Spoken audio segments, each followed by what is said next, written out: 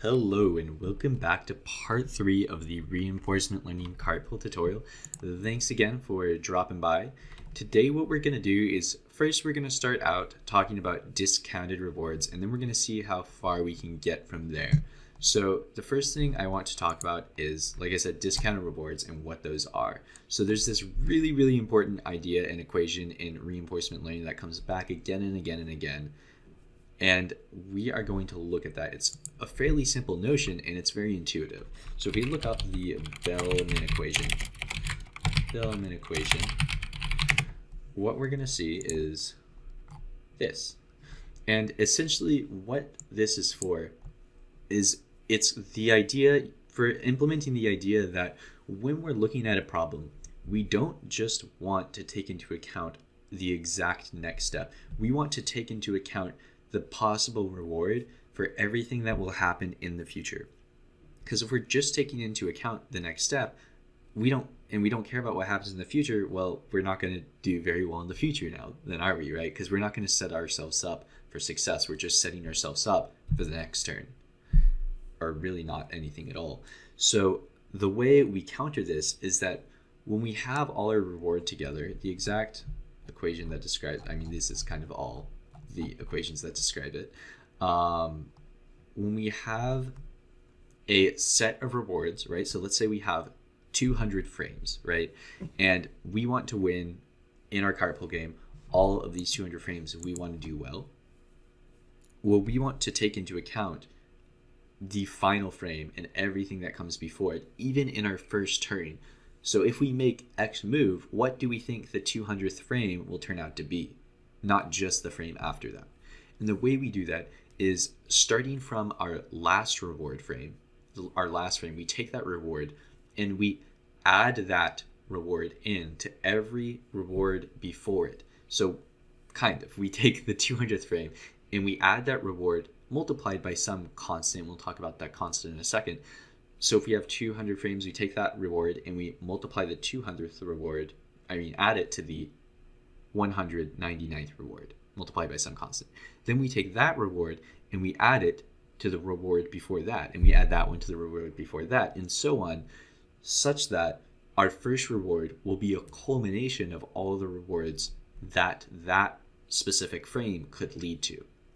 And again, the reason we do this is so we look into the future. We account for what's going to happen in the future.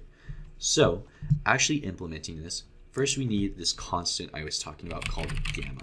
So what gamma is a trade-off between how much we want to look into future reward, how much we prioritize the future over now, as opposed to just prioritizing now. So a very high gamma, 0.99, and gamma should be anywhere between 0 and 1 inclusive. A very high gamma like this would mean that we care very much about the future, almost just as much as we care about right now. Whereas a closer to 0 gamma would mean we care very little about the future. So we multiply gamma by any reward from the future we're adding in. So a higher gamma would mean that there's more taken into account in that future reward. So this is a very simple function actually. So we type out cannot spell discount reward, and we're going to take in what we'll take in is a set of rewards. So just for example, we might call something like discount reward, and maybe our reward in the cartwheel game it's all going to be ones, but in a more complex example this might be something like 5.0, 1.0, negative 2.5, 6.0. It might look something like this. So let's actually implement a function that will take this, add it to this, multiply by gamma, and so on. So the first thing we're going to want is a running reward. The running reward, as we move backwards in this, counts what our total sum is so far. We're going to want a result vector, or not a vector, but an array. So we want zeros like the rewards. And what this will do is it's creating an empty one of these so we can fill it in and then return it at the end. And we're going to say for I in reversed, can't type today, jeez, range of rewards.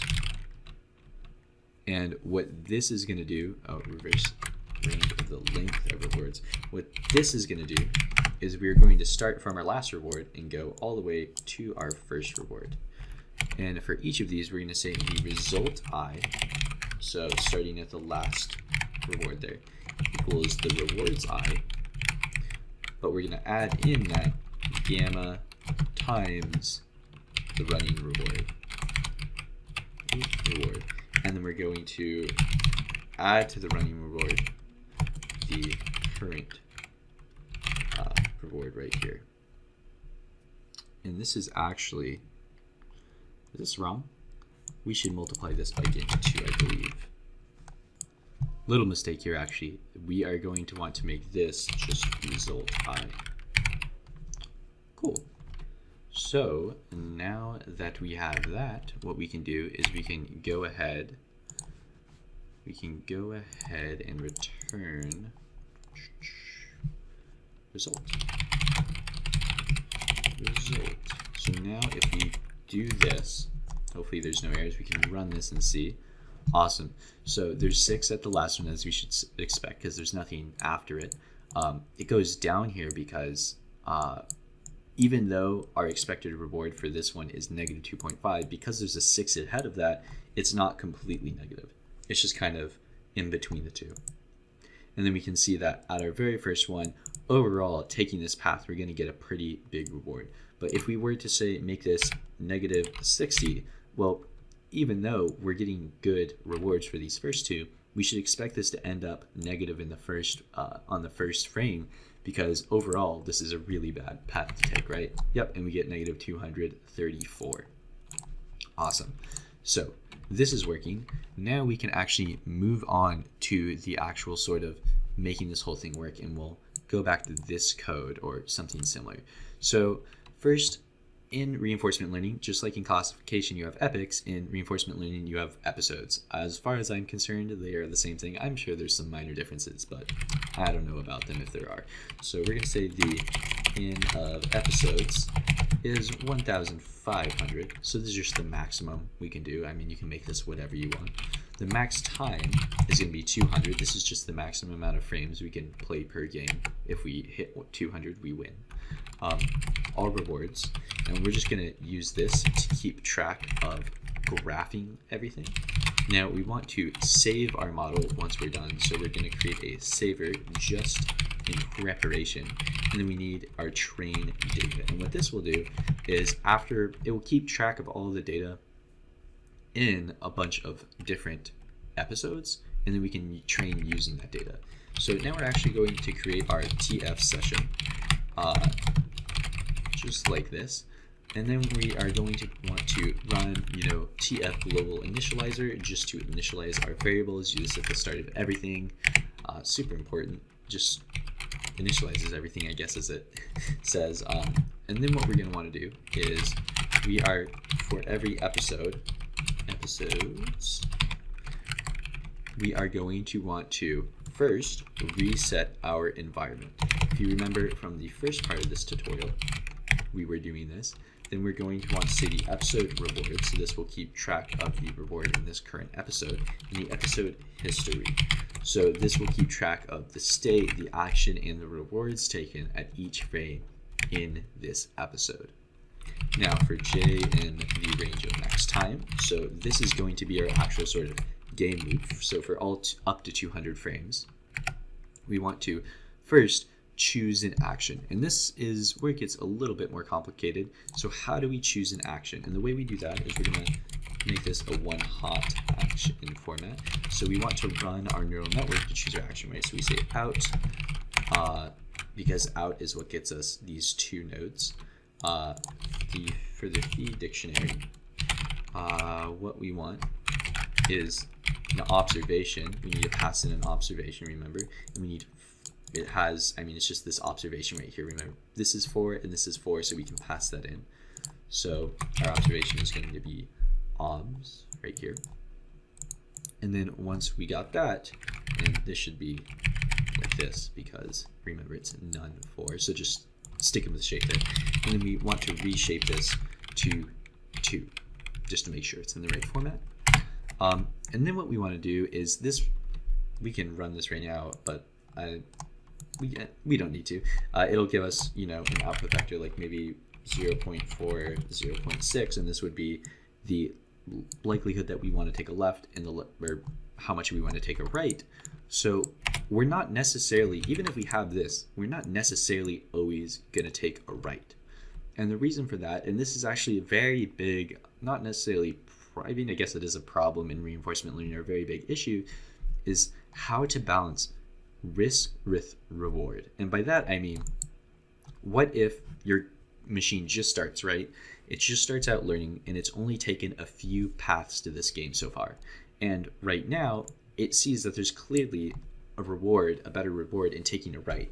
However, you might not have accounted for everything that could happen if you take a left yet, right? You don't have all the future paths in the game explored. You've only explored some things.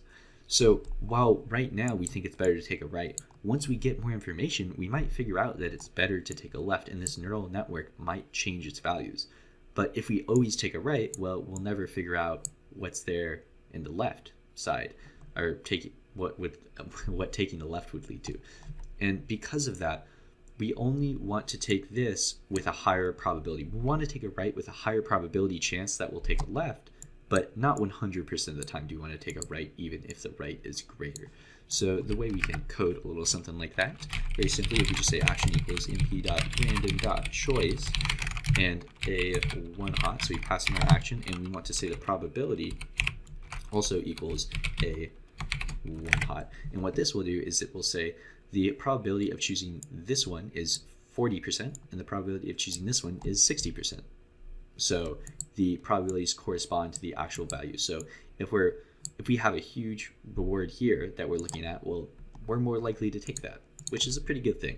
So then we want to format this. So np action np.arg pirate max is where a one hot equals the action. And essentially what this will do is this will actually return like maybe 0.6. Well, we actually want this to be 1, right? Because we're taking, this is the 0th action, this is the first action. We want this to return 1. So this will return 0 or 1 based on which action we're taking. Once we've chosen our action, we actually want to take a step, tell our bot which move to take. And to do that, we can just do this right here. So we do n.step, and we want to take this action. Awesome. So now that we have that, what we want to do is we can actually update our observation. So obs equals obs1. And we also want to, before that, very important, we want to keep a record of this frame so that we can train off it later, right? So that's what this history variable is for, the episode history. We want to append, and for each one, we want to record the observation, the reward that came with that, with taking a certain action on that observation. So from this observation, if we take this action, we get this reward. That is what the episode history is all about, keeping track of all that. Now we can update our observation, our new one to be our current observation. For episode reward, we want to add our new reward, and then we want to say if done. So if we've either lost or won, we want to take all rewards, and we want to append episode reward. So again, this is just, we're just only keeping track of all the rewards so that we can graph them later. We don't need to do this. And then for the episode history, we are going to set this equal to np.array history, and we're just making sure this is formatted properly, basically. So episode history, we're going to set one equal to discount. So now we're actually using that discount function we made earlier. History. So now we're actually discounting the reward. Remember, the reward was the first indexed element, and we are going to discount that so that it, again, takes into account future reward. Next, what we want is we want to take this episode history data and add it or extend it onto our entire training data. So this is so that once we're done with the episode, our history of this episode isn't just deleted. We need to use it for training later, so we'll store it in our train data variable or array list, I guess. And then again, this number I'm going to use right now, this 10 right here, this is kind of just, you could use other numbers. I think 10 works. That's worked for me. But every 10 frames, we want to actually train our model again. Or not again, but I mean, after the first time, we'll be training it again. But after every 10 frames, we want to start training our model. So we'll say train data equals np.array train data. And this is just reformatting our training data to be a NumPy array. And then what we want to do is we want to run a TensorFlow session. In this specific session,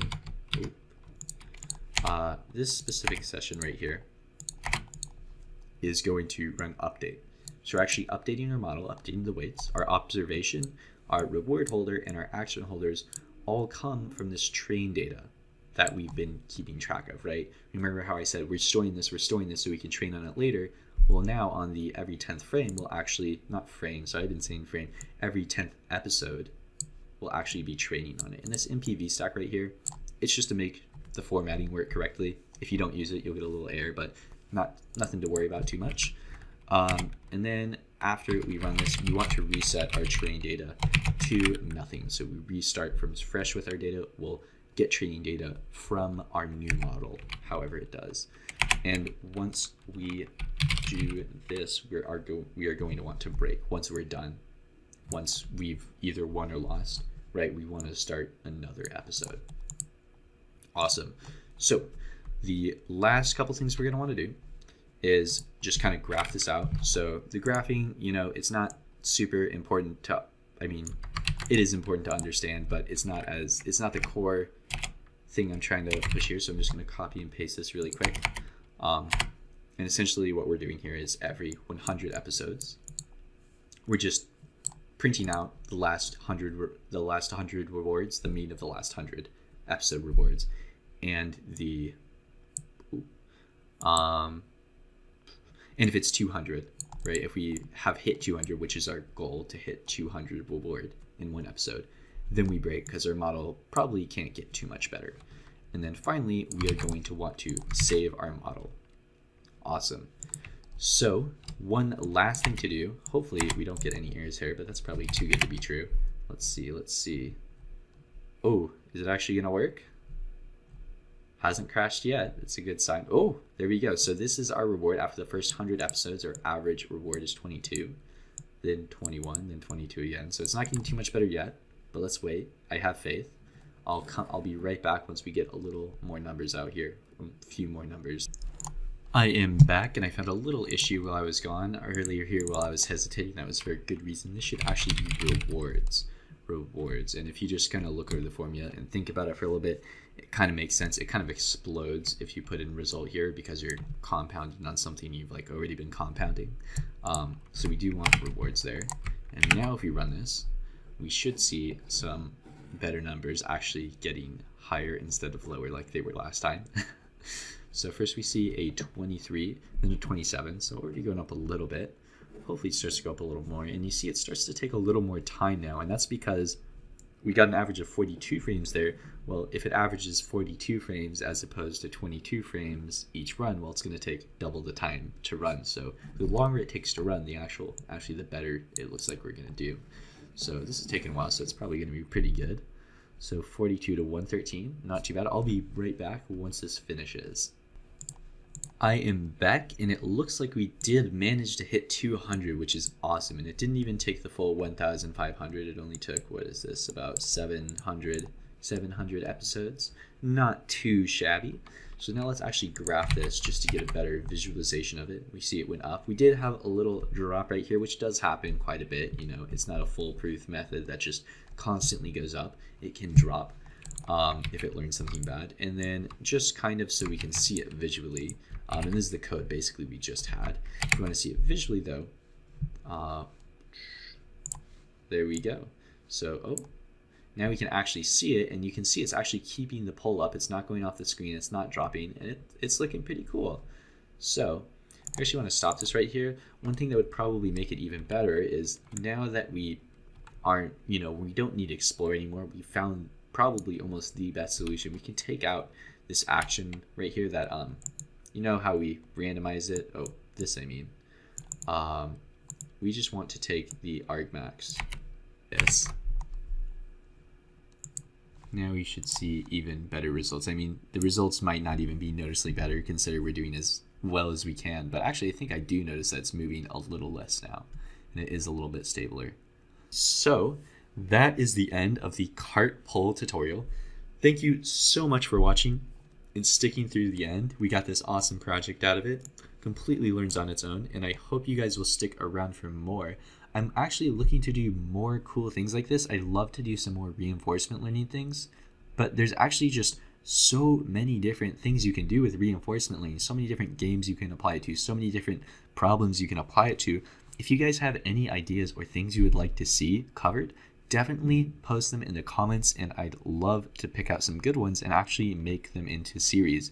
So just for like an example, one thing I've done in the past by myself on a project is I've recreated part of AlphaGo, which was, the Go, one of the biggest things that kind of got reinforcement learning going. So if you'd like to see anything like that on any specific games or any specific problems, definitely leave that in the comments. I will certainly be reading them and replying to almost all of them. So thank you again for sticking through to the end. Just a reminder, this video was inspired by an awesome Medium article that I read. If you want to check that out, if you like reading, that will be in the comments. The code to follow along with this video will also be in the comments. If you found this video helpful, I really appreciate it if you leave a like and subscribe, and I will see you guys next time. Thank you.